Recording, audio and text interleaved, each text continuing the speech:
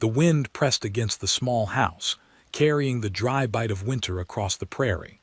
Inside, the lamp burned low and steady, giving the front room a soft amber glow. The woman of the house sat at her table, mending a tear in an old shirt, listening to the quiet creak of the boards as the night settled in. It was the kind of evening when neighbors stayed home, and even the dogs gave up barking. Then came a knock, sharp, urgent, not the polite tap of a friend, but a sound that cut through the stillness like a blade. She froze, needle in hand, heart quickening in the hush that followed. The knock came again, harder this time, carrying a weight of need that could not be ignored. She rose from her chair and crossed the room, each step measured. Visitors at this hour were rare, and trouble often walked with them. She reached the door and pressed her palm against the wood, listening. Beyond the thin barrier of pine and paint, the cold air seemed to hum with desperation. When she opened the door, a figure stood in the dim light, a man wrapped in a worn coat that had seen too many storms. His shoulders sagged beneath the weight of worry, and his eyes, shadowed and tired, searched her face as if begging for permission to speak. In his arms he carried a bundle of faded blankets. From within came a small, restless cry, thin and sharp against the winter night. "Ma'am," he said, his voice rough and unsteady, "please, I need milk for my baby." The words fell heavy between them. He shifted the bundle, and the faint cry of the child rose again, weaker now, almost swallowed by the cold. The woman's breath caught. She saw the tremble in the man's hands, the cracked skin around his knuckles, the way his lips struggled to form the plea again. This was not the voice of a man who begged easily. Her first thought was caution. She did not know him. A lone woman opening her door to a stranger carried risks she understood well. But the sound of the child's cry pierced through the layers of fear like sunlight through a storm cloud. She looked down at the small face barely visible between the folds of fabric, cheeks pale, eyes half closed, a tiny mouth searching for nourishment that wasn't there. The man lowered his head, shame flickering across his features. "I wouldn't ask," he said quietly, "but she hasn't eaten all day. I've got nothing left to give her. Please, just a little milk." The woman felt the cold creep in through the open doorway, but it was the ache in his words that chilled her more. She noticed the threadbare patches on his coat, the tired bend of his shoulders, and the way he clutched the baby as though the child were the only thing holding him upright. Pride still lived in his eyes, but desperation had stripped it of its sharp edges. Behind him, the night stretched wide and empty. No horse waited by the fence, no lantern glowed in the distance. It seemed as if he had walked miles with nothing but the child in his arms and hope in his heart. The woman's mind raced. A jug of milk stood in the kitchen. She could give it to him, close the door, and return to the safety of solitude. Yet something in the way the baby whimpered, a sound too small for a world this cold, rooted her to the spot. She tightened her shawl and stepped closer to the doorframe, the soft light spilling over the man's face. His eyes glistened, not with tears but with the strain of holding himself together. The baby shifted, a tiny fist escaping the blanket, fingers curling in the frigid air. The sight drew a sharp breath from her chest. She felt an ache that was more than sympathy, a pull that reached back to something ancient and undeniable, the instinct to protect, to comfort, to feed. For a long moment they stood in the quiet standoff of strangers bound by an unexpected need. The woman heard the distant groan of the wind against the eaves, the faint squeak of a shutter in the cold, and beneath it all the soft, fragile sound of a child's hunger. It was that sound, more than the man's words or the bleak night beyond, that finally broke the barrier between them. She rested her hand on the edge of the door and met the man's eyes. "Come inside," she said, her voice steadier than she felt. "The baby can't stay out in this cold." Relief flickered across his face, a brief flash of gratitude before weariness returned. He stepped forward, careful not to jostle the bundle in his arms. As he crossed the threshold, the child let out a soft sigh, as if sensing the promise of warmth. The woman closed the door behind them, shutting out the winter night, and felt the first stirrings of a story that neither of them could yet name. The door clicked shut behind them, and the wind's howl softened into a faint murmur outside. The sudden quiet inside the small house felt almost fragile, like a bubble of warmth holding back the cold night. The man paused just inside the threshold, his boots leaving small prints of snow on the wooden floor. He shifted the bundle in his arms as if to make sure the baby stayed snug. The woman stepped ahead and lit another lamp, bathing the room in a soft glow that reached into the corners and chased away the sharp edges of the dark. For a moment they stood without words. The man's eyes followed the gentle circle of light around the room, the rough-hewn table, the iron stove, the shelves lined with jars of last summer's preserves. He held the child closer, his breath coming in shallow bursts from the long, cold walk. The woman noticed how his coat, though heavy, failed to hide the thinness of his frame. Hunger showed in the hollow beneath his cheekbones, and exhaustion tugged at the corners of his eyes. "Set the baby down here," she said softly, pulling a rocking chair closer to the stove. "It's warmer near the fire." He hesitated, then nodded, lowering the bundle onto the padded seat with a care that spoke of both love and fear. The baby stirred, releasing a small whimper that cut through the silence like a plea. The woman bent to peel back the blanket. A tiny face emerged, pale but perfect, eyes squeezed shut against the new brightness of the room. "She's so small," the woman murmured, her voice barely above a whisper. The man crouched beside the chair, his rough hands hovering protectively near the baby's head. "Her name is Anna," he said. "She hasn't had a full meal since yesterday morning. I tried to find help in town, but everyone turned me away. I sold the last of our bread for a little milk, but it wasn't enough." His voice cracked on the last words, as if each admission carried a weight he could barely lift. The woman straightened and moved toward the kitchen, her steps purposeful now. "I have milk," she said. "It isn't much, but it will do for tonight." She warmed the milk on the stove while the man remained by the rocking chair, one large hand resting lightly on the edge of the cushion. He watched the baby's chest rise and fall with a rhythm so delicate it seemed the whole world might break it. The woman returned with a small cup and a soft cloth, her movements steady and sure. She knelt beside the chair and offered the cup to the man. "Here," she said, "let her sip slowly, not too fast or she'll choke." His hands trembled slightly as he accepted the cup. He adjusted the baby in his arms, guiding the rim gently to her tiny mouth. At first the child turned away, weak and uncertain. Then she latched on, drinking in small, desperate gulps. Relief softened the man's face as the sound of quiet swallowing filled the room. He looked up at the woman with eyes that shone in the lamplight. "Thank you," he whispered. "You don't know what this means." She gave a small shake of her head. "A child shouldn't suffer," she said simply. "No thanks needed." The baby drank with growing eagerness, her small fists relaxing as the warm milk filled her belly. The woman watched with a mixture of wonder and ache, feeling the tug of a bond she hadn't expected.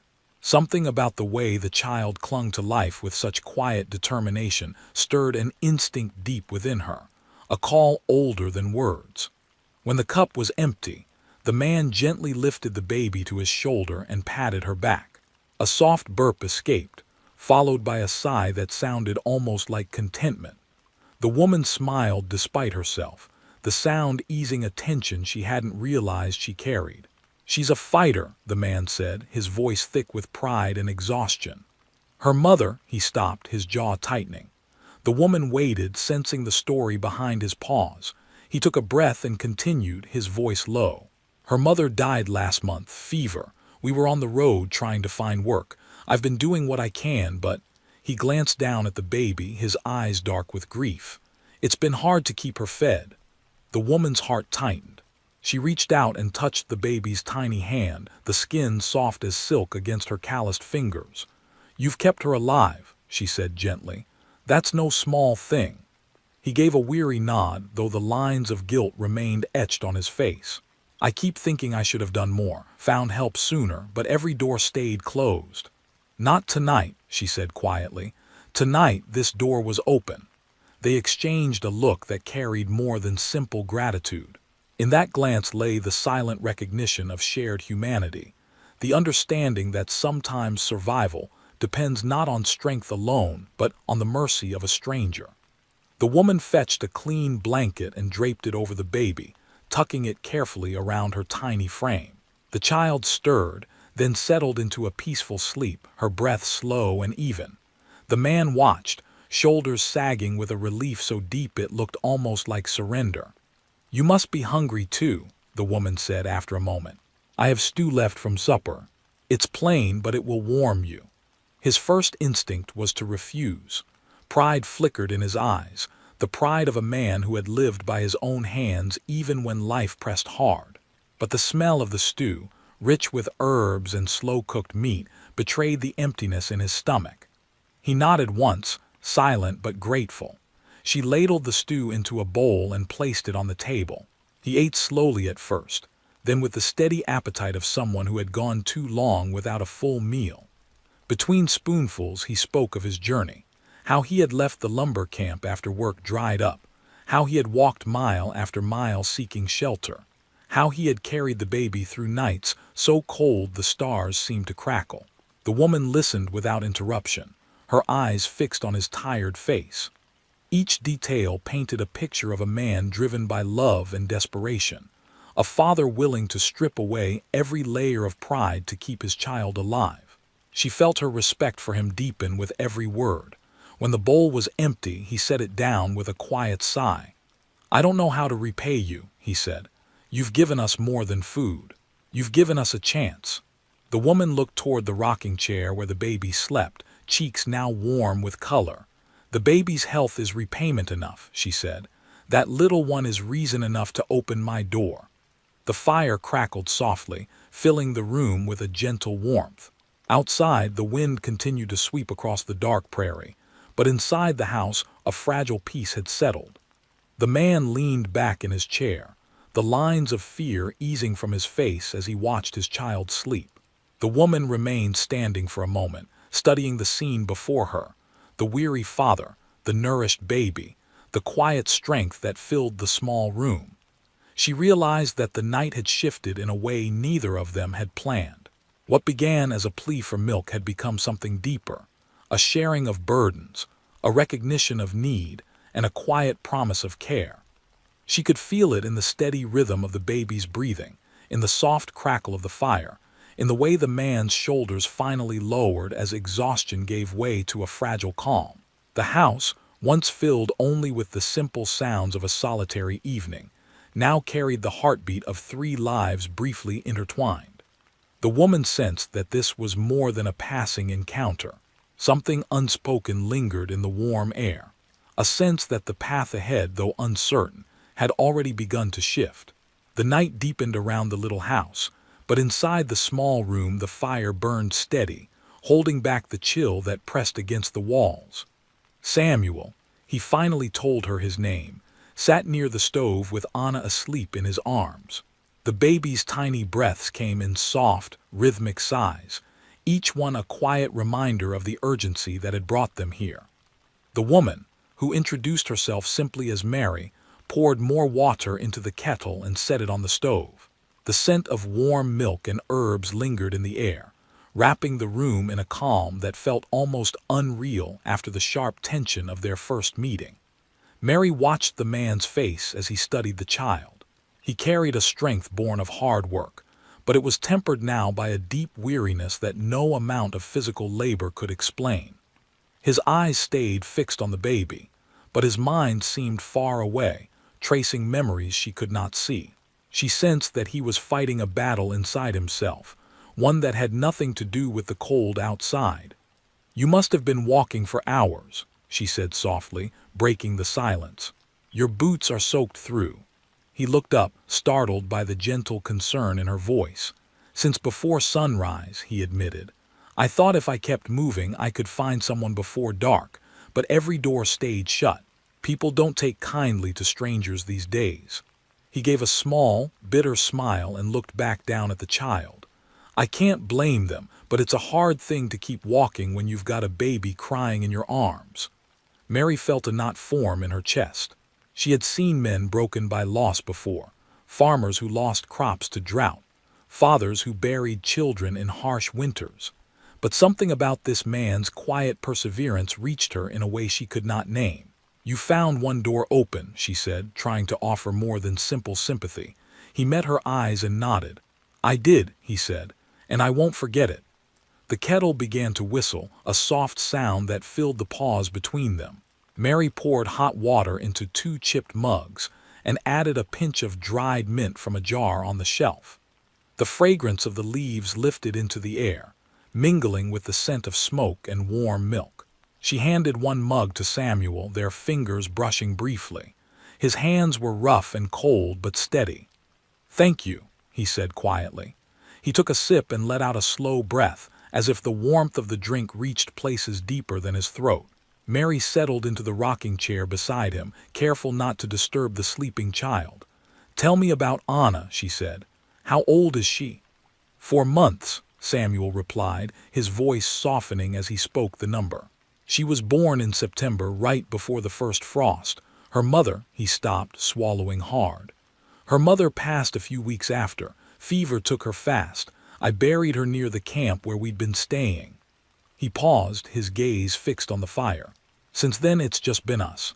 I tried to find steady work, but winter came early. We've been on the move ever since." Mary listened, the rocking chair creaking softly beneath her. She wanted to reach out, to offer some physical comfort, but she held herself back, sensing that her quiet presence was enough for now. "You've kept her alive through all of this," she said finally. "That takes more strength than most people will ever know." Samuel gave a small shake of his head. "Some days it doesn't feel like strength," he murmured. "Some days it feels like I'm one step away from failing her." "You haven't failed," Mary said firmly. "You brought her here. That's what matters." For a long time they sat in companionable silence, the only sounds the crackling of the fire and the faint rustle of the baby's blankets. Mary felt the weight of his story settle over the room like a heavy quilt, but instead of despair, it brought a strange sense of peace. There was something deeply human in their shared stillness, as if the walls themselves recognized the quiet dignity of survival. After a while, Samuel shifted Anna gently into Mary's arms. "Would you hold her while I stretch my back?" he asked, his voice tinged with reluctance, as if the act of handing over the baby required more trust than words could express. Mary accepted the child carefully, feeling the surprising warmth and softness of the tiny body against her chest. Anna stirred and made a small sound, a half-whimper that faded as she nestled closer. Mary adjusted the blanket and began to rock gently, her heart swelling with an unexpected tenderness. The baby's weight felt both fragile and grounding, like a promise she hadn't known she needed.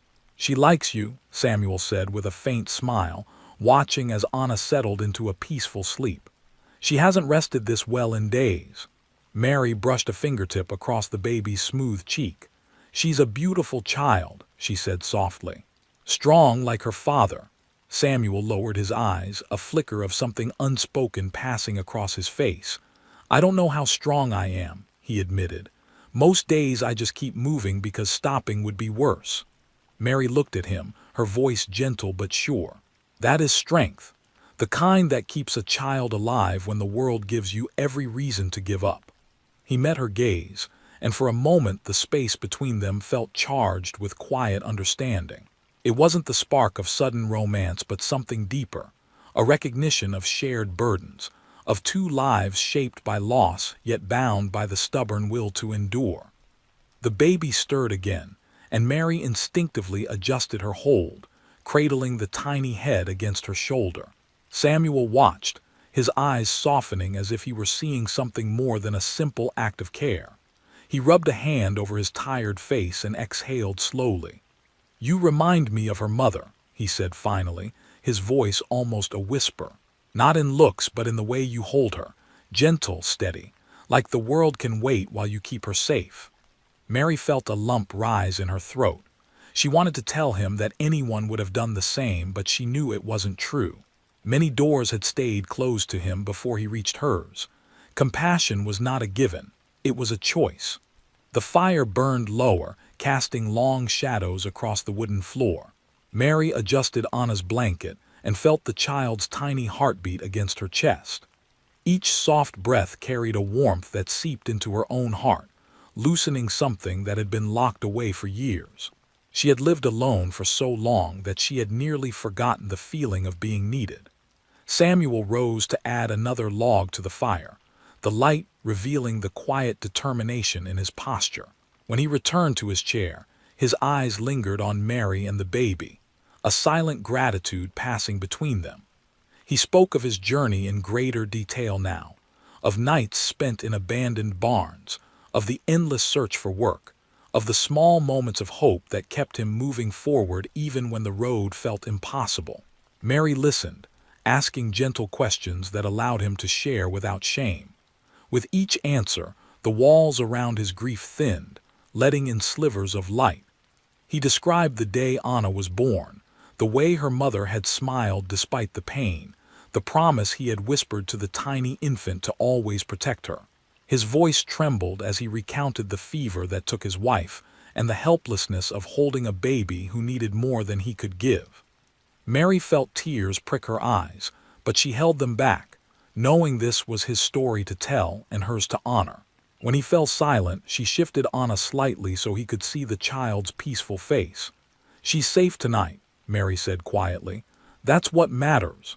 Samuel nodded, his jaw tightening as he fought to contain his emotions.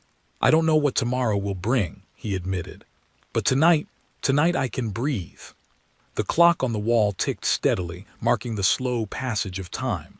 Outside, the wind had quieted, leaving only the soft patter of snow against the window. Inside, the room felt suspended, as if the world beyond the walls had paused to allow this fragile moment of connection. Mary continued to rock Anna, her own breathing matching the baby's gentle rhythm. She could feel the weight of the child not only in her arms but in the quiet shift of her heart. Something about this night, this man, this baby, had entered the fabric of her life in a way she could not ignore. Samuel leaned forward, elbows resting on his knees, his eyes fixed on the small miracle sleeping between them. "You've given us more than food and warmth," he said softly. "You've given us a reason to hope." Mary met his gaze, the steady glow of the fire reflecting in her eyes. She did not speak, but in the silence their understanding deepened. Two strangers, drawn together by need, were beginning to share something larger than either had planned.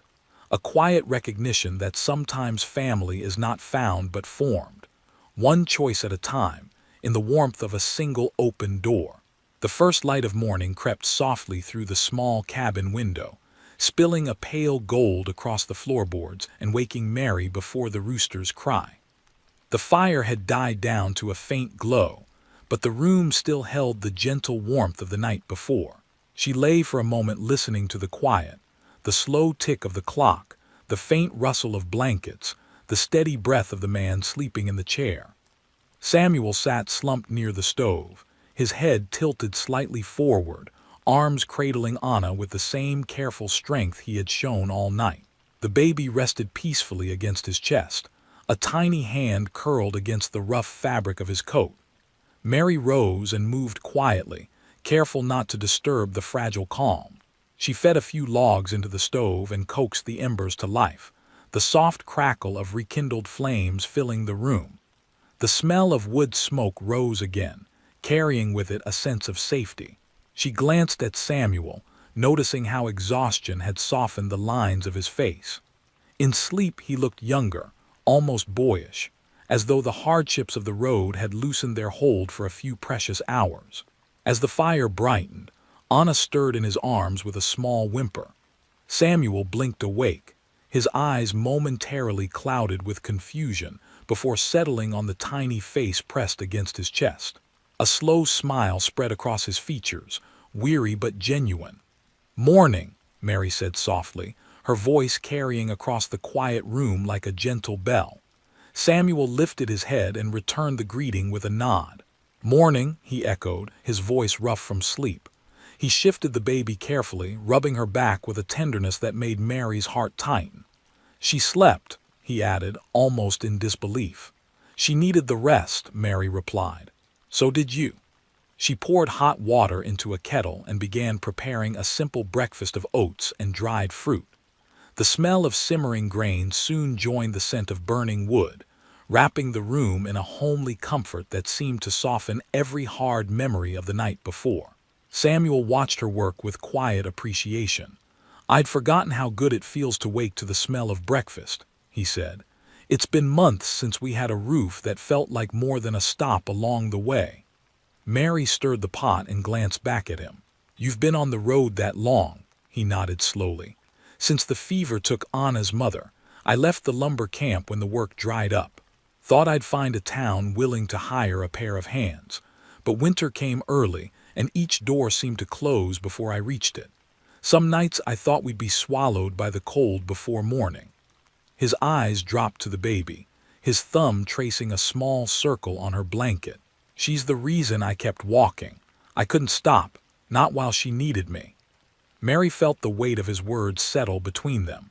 She ladled the oatmeal into 2 bowls and set them on the table, the steam rising in soft spirals. "You kept her alive," she said gently. "That matters more than anything." Samuel carried Anna to the table, cradling her in one arm while he ate with the other. Mary watched the way he balanced the tasks, feeding himself, soothing the baby, keeping a constant eye on her small movements. It was a quiet dance of care, one that spoke of nights spent learning every sound and every need. Between bites, he shared more of his story. He spoke of the camp where he once worked felling trees, of the men who drifted away when the pay dried up, of the long miles he had walked with only a few coins in his pocket. He told her of the nights when the stars felt close enough to touch, but loneliness pressed harder than the cold. He spoke of Anna's mother, a gentle woman named Clara who had smiled through every hardship, who had whispered promises to the baby she would not live to keep. Mary listened without interrupting, her hands wrapped around her mug for warmth. She had lived alone for years, content with her small routines and the steady rhythm of solitary life. Yet as she listened to Samuel's story, she felt a stirring inside her that was both tender and unsettling. His voice carried not just sorrow, but a quiet determination that called to something she had almost forgotten, the part of herself that longed to care and be cared for in return. When the meal was finished, Mary cleared the table while Samuel rocked Anna gently in the chair. The baby cooed softly, her small face brightening with the first smiles of the morning. Mary felt her heart swell at the sound. She knelt beside the chair and let the baby wrap tiny fingers around her own. The grip was surprisingly strong, as if the child sensed the bond forming between them. Samuel watched the interaction with a look that was part gratitude, part wonder. "She likes you," he said, his voice soft. "She doesn't take to everyone this quickly." Mary smiled, her eyes never leaving the baby's face. "Maybe she knows she's safe," she replied. The simple exchange carried a weight neither of them needed to explain. Trust was growing in the quiet spaces between words, built on small acts of kindness rather than grand declarations. Samuel set the baby gently in Mary's arms, his eyes meeting hers with silent permission. Mary adjusted the blanket and held Anna close, breathing in the faint scent of milk and wood smoke. The child's warmth seeped into her chest, filling a hollow she hadn't realized was there. As the morning stretched on, Samuel helped with small chores around the house. He carried firewood from the shed, tightened a loose hinge on the door, and repaired a leaking seam on the water barrel. Mary watched him work, noticing how his movements were careful but efficient, the habits of a man who had survived by skill and persistence. Each task he completed added a subtle sense of belonging to the space, as though the house itself welcomed his presence. Between chores, they shared quiet conversation. Samuel asked about Mary's life on the prairie, about the neighbors she seldom saw and the routines that kept her days steady. Mary spoke of the small vegetable garden she tended in spring, of the long evenings spent reading by the fire, of the silence that had once felt comforting but now seemed heavy in contrast to the lively energy of the baby. Anna remained content in Mary's arms, her eyes wide and curious as she watched the adults move through the room. Mary marveled at the way such a small life could fill the house with new purpose. Every tiny movement, a stretch of a hand, a blink of bright eyes seemed to carry the promise of a future not yet written. By midday the sky outside had cleared to a brilliant blue, and sunlight streamed through the windows, scattering patterns across the wooden floor. Mary opened the door to let in the crisp air, and Samuel stepped onto the porch, cradling Anna against his chest. Mary followed, her shawl wrapped tightly around her shoulders. Together they stood in the pale winter light, watching the distant hills shimmer under a thin layer of snow. "It's a beautiful country," Samuel said quietly. "Hard but beautiful," Mary nodded. "It is. Some days the loneliness makes it hard to see the beauty, but it's always there if you look long enough." He glanced at her, his eyes thoughtful. "Loneliness is easier to bear when you have someone to share it with, even for a little while." The words hung in the cold air, simple yet heavy with meaning. Mary felt a warmth spread through her chest that had nothing to do with the shawl. She met his gaze and saw the same unspoken recognition reflected back. A sense that their meeting was more than chance, that the road ahead might hold possibilities neither had dared to imagine. Anna gurgled softly, breaking the silence with a sound so small yet so full of life that both adults smiled without thinking. Samuel shifted the baby slightly and looked back at Mary. "I don't know what comes next," he said, "but for the first time in a long while, I feel like tomorrow might hold more than worry." Mary's heart tightened at the quiet hope in his voice. She reached out and gently touched Anna's small hand where it peeked from the blanket. The baby's fingers curled around her own, a simple, wordless connection that felt like a promise. The afternoon passed with a rhythm that felt both new and familiar. They shared another meal, tended the fire, and watched as the sun began its slow descent toward the horizon. Shadows stretched across the snow, turning the landscape into a painting of silver and blue. Inside the house, the three of them moved with the easy coordination of people who had known each other far longer than a single day. Mary found herself laughing softly at Samuel's dry humor, marveling at the way Anna responded with bright eyes and tiny kicks of delight. As dusk settled, Mary lit the lamps and drew the curtains against the deepening cold. The house felt different now, warmer, fuller, alive with the quiet heartbeat of unexpected companionship. She carried Anna back to the rocking chair and settled in to feed her again, the baby's small face relaxing into a peaceful rhythm. Samuel sat nearby, his eyes following every movement with a tenderness that spoke of both gratitude and something deeper, something still finding its shape. The hours slipped by unnoticed as they tended to small tasks and shared quiet moments.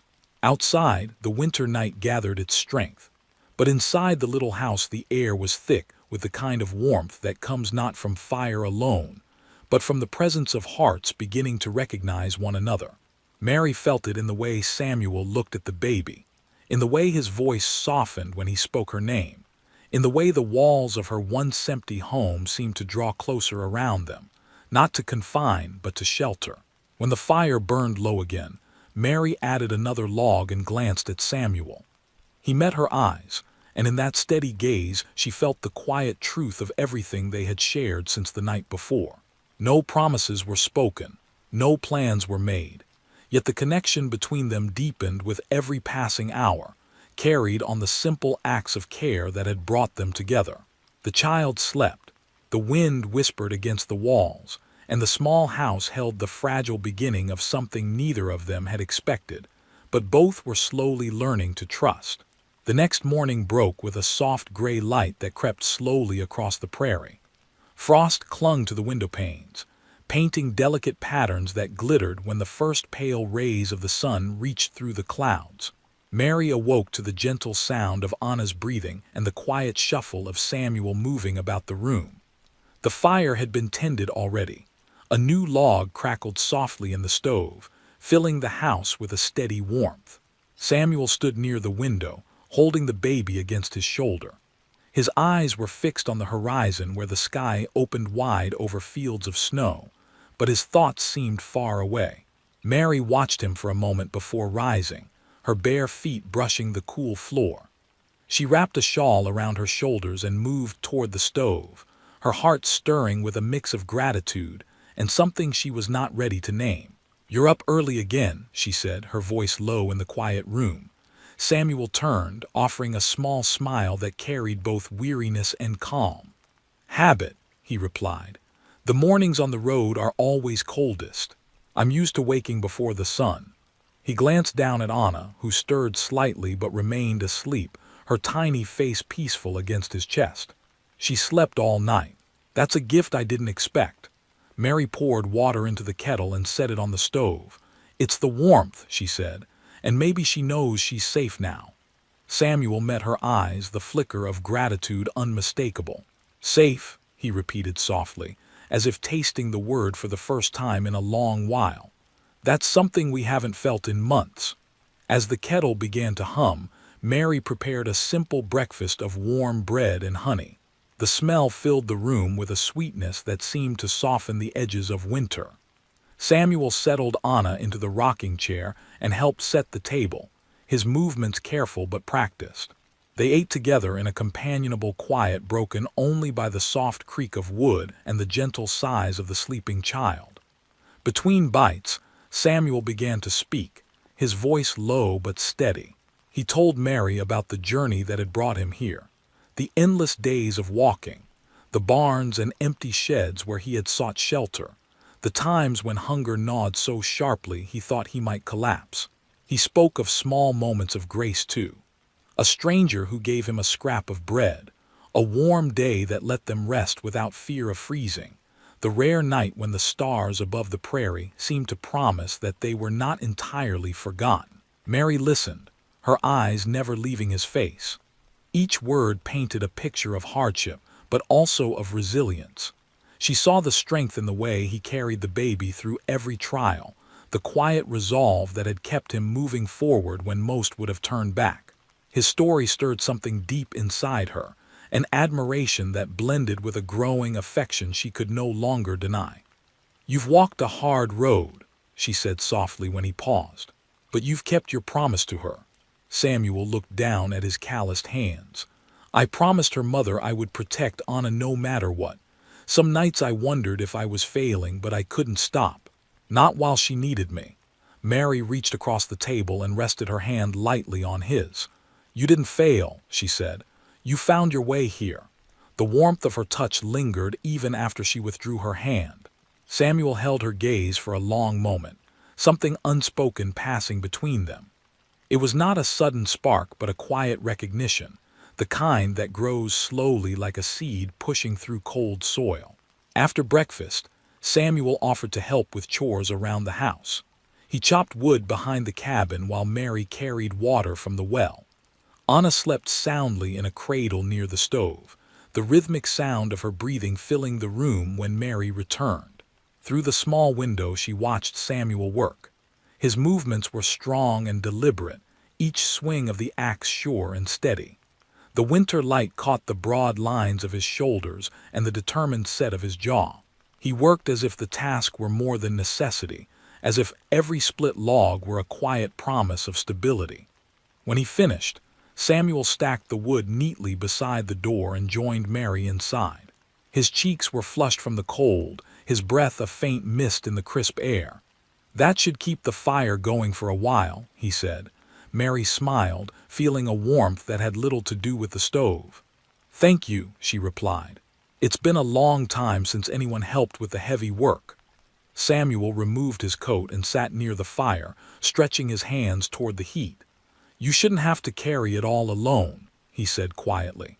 His words settled into the space between them, carrying more weight than the simple tasks of the day. Mary felt the truth of them in her bones. For years she had managed the house by herself, meeting each challenge with steady determination. But now, with Samuel here, she felt the difference, how the load lightened when someone else shared it, how the silence of the house filled with the sound of life. Later, when Anna awoke, Mary gathered the baby into her arms. The child blinked up at her with wide, curious eyes, her tiny fingers grasping at the folds of Mary's shawl. Mary rocked her gently, humming an old tune that rose from memory without effort.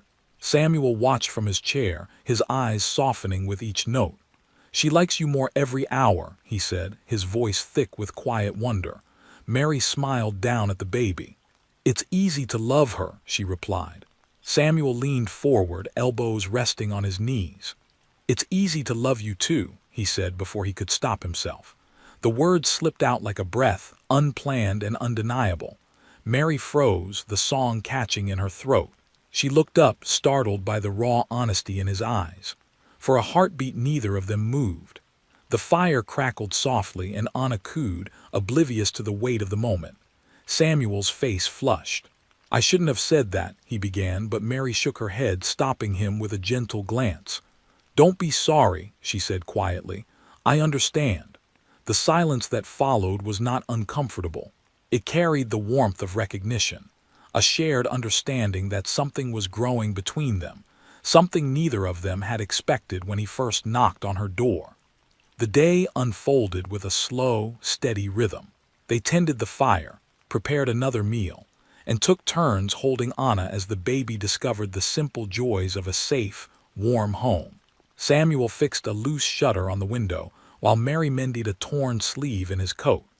Their conversation flowed easily now, weaving between small stories of the past and quiet hopes for the future. At one point, Samuel told Mary about the promise he had made to Anna's mother before she died. A promise to keep their child safe and to build a life where she would never feel unwanted. "I didn't know how I would keep that promise," he said, his voice heavy with emotion. "But being here, it feels like I'm finally keeping it." Mary looked at him, her heart tightening at the sincerity in his eyes. "You already have," she said softly. "You brought her here, you kept her alive, that's more than most could do." The afternoon sun slanted through the windows, filling the room with a gentle glow. Mary sat with Anna in her lap, watching as Samuel repaired a broken hinge on the door. His presence filled the house with a quiet strength, a steadiness that reached beyond the tasks he performed. Each small action, chopping wood, mending a hinge, feeding the baby, spoke of a man willing to build something lasting. As the light began to fade, Mary felt a shift inside her, subtle but unmistakable. The house no longer felt like a place of solitary survival. It felt like the beginning of something shared, a space where love might grow from the simplest acts of care. She looked at Samuel and saw not a stranger seeking milk, but a partner who had walked through hardship and arrived at her door with more than a child in his arms. When night finally settled over the prairie, the three of them gathered near the fire. Samuel held Anna close while Mary poured tea into 2 chipped mugs. The baby stirred, her tiny hand curling around Samuel's finger, and he smiled with a tenderness that lit his entire face. Mary watched the scene, her heart swelling with a quiet joy that felt both new and long awaited. The fire crackled, the wind whispered against the walls, and the small house glowed with the warmth of lives beginning to intertwine. Samuel glanced at Mary across the flickering light, his eyes meeting hers with a look that needed no words. In that gaze was gratitude, hope, and the promise of a bond forged not by chance but by choice. The night stretched ahead, filled with possibilities neither of them had dared to imagine when the cold knock first sounded on her door. The following day began with a sky the color of soft pearl, the kind of winter morning that promises a slow unfolding rather than a sharp burst of light. Mary awoke to the sound of faint humming and the gentle creak of the rocking chair. She rose quietly and stepped into the main room. Samuel sat near the stove, Anna resting against his chest, her tiny head nestled beneath his chin. He rocked her in an easy rhythm, his eyes half closed as he murmured a low tune that seemed to carry both comfort and longing. The fire cast a warm glow across the room, illuminating the quiet bond between father and child. Mary paused in the doorway, her heart catching at the sight. Something about the steadiness of the scene, the strong arms cradling a fragile life, the soft rise and fall of the baby's breathing, filled her with a feeling she could not quite name. It was more than admiration. It was a deep recognition of the love that had carried them through cold nights and miles of uncertainty to this small refuge. Samuel looked up when he sensed her presence. His tired eyes brightened at the sight of her, and a faint smile curved his lips. "She woke early," he said softly, "but she's content now. I think she likes the sound of the fire." Mary stepped closer, her bare feet whispering against the wooden floor. "Or maybe she likes the sound of her father's voice," she replied with a gentle smile. Samuel glanced down at Anna, who stirred and made a soft cooing sound, as if agreeing with the thought. He chuckled quietly. "She's stronger today," he said. "It's the first morning I've seen her cheeks with a bit of color." Mary knelt beside the chair and brushed a fingertip across the baby's warm cheek. "She's thriving," she said. "That's because of you." Samuel shook his head, the movement slow and thoughtful. "Because of you," he corrected. "I don't know what would have happened if I hadn't found your door." Mary felt heat rise to her cheeks, though the room was already warm. "You would have kept walking," she said softly. "You would have found a way, you always do." He met her gaze with a look that seemed to hold more than gratitude. "Maybe," he admitted, "but I'm glad I didn't have to." The kettle began to hum on the stove, breaking the spell of the moment. Mary stood and poured hot water into a pot of dried berries and herbs, letting the fragrant steam fill the air. Samuel shifted Anna carefully into her arms. Mary accepted the baby, marveling at the growing weight in such a small body. Anna blinked up at her with wide eyes that reflected the firelight, then settled against her shoulder with a contented sigh. Breakfast came together slowly, as though the morning itself had no desire to rush. Samuel sliced the last of the bread while Mary stirred a pot of porridge. The three of them moved through the small space with a quiet harmony, their actions flowing together like a well-practiced routine, even though they had shared only a few days. The simple meal tasted richer than any feast, flavored by the comfort of companionship and the knowledge that for now, hunger and cold were held at bay. After they ate, Samuel helped tidy the house. He carried in more wood, swept the porch free of snow, and tightened the latch on the back door where the wind sometimes found a way in. Mary washed the dishes and tended to Anna, who watched the movements of the adults with bright, curious eyes. The baby's laughter, small, bubbling sounds of delight, filled the house with a music that made the walls feel wider and the winter seem far away. When the chores were done, Samuel took his coat from the peg and glanced toward the door. "I should check the path into town," he said. "I need to see if there's work to be had. If I can earn enough, I can buy supplies before the next storm." Mary's heart tightened at the thought of him leaving, even for a short while. "The roads will be icy," she said. "Be careful." He smiled, a quiet reassurance in the curve of his mouth. "I will. I won't be gone long." He reached for Anna, who responded with a happy squeal. Samuel kissed her forehead and then looked at Mary. "Thank you for everything you've done." Mary met his gaze, the warmth of his words settling deep inside her. "Just come back safe," she said. He nodded and stepped into the cold, the door closing softly behind him. Mary stood for a long moment listening to the fading sound of his boots on the snow-packed path. The house felt suddenly larger and quieter, but not empty. Anna wriggled in her arms, anchoring her to the present. Mary rocked her gently, humming a tune that matched the slow rhythm of her own heartbeat. Time passed in a gentle drift. Mary fed the baby, tended the fire, and kept watch on the window for any sign of Samuel's return.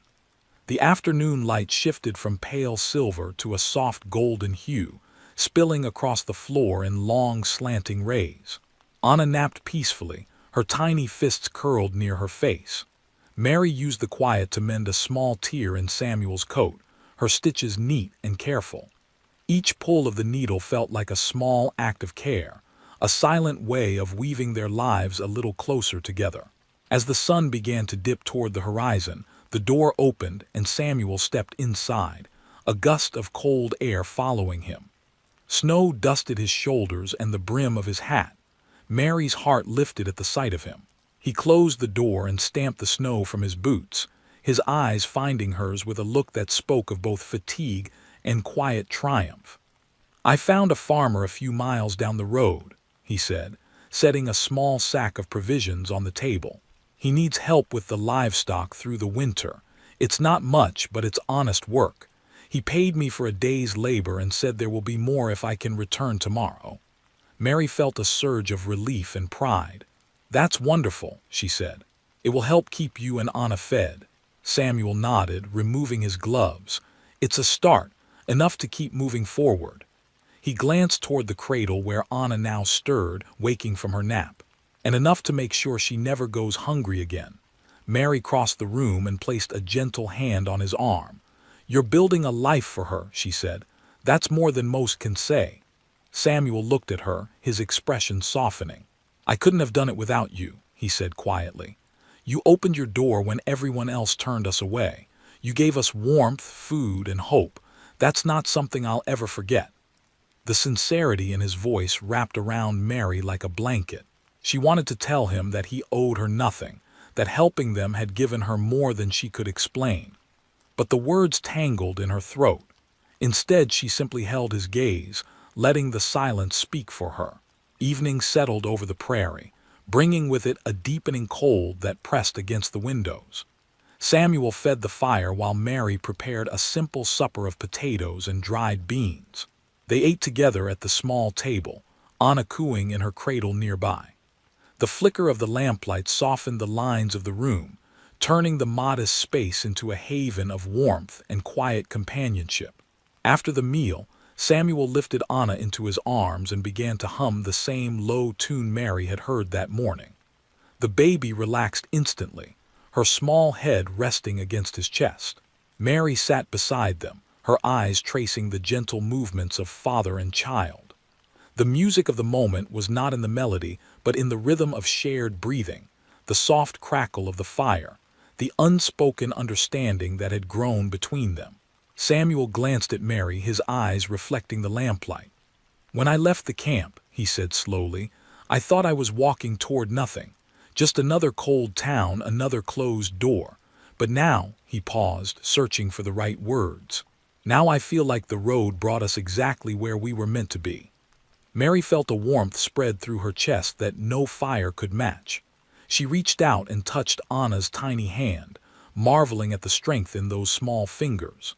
"Sometimes the road knows what we need before we do," she said softly. The three of them remained near the fire as the night deepened, each moment weaving their lives a little tighter.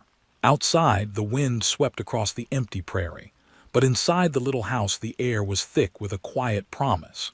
Samuel rocked the baby, Mary watched with tender eyes, and together they created a silence filled with something deeper than words, a sense of belonging that neither hardship nor distance could undo.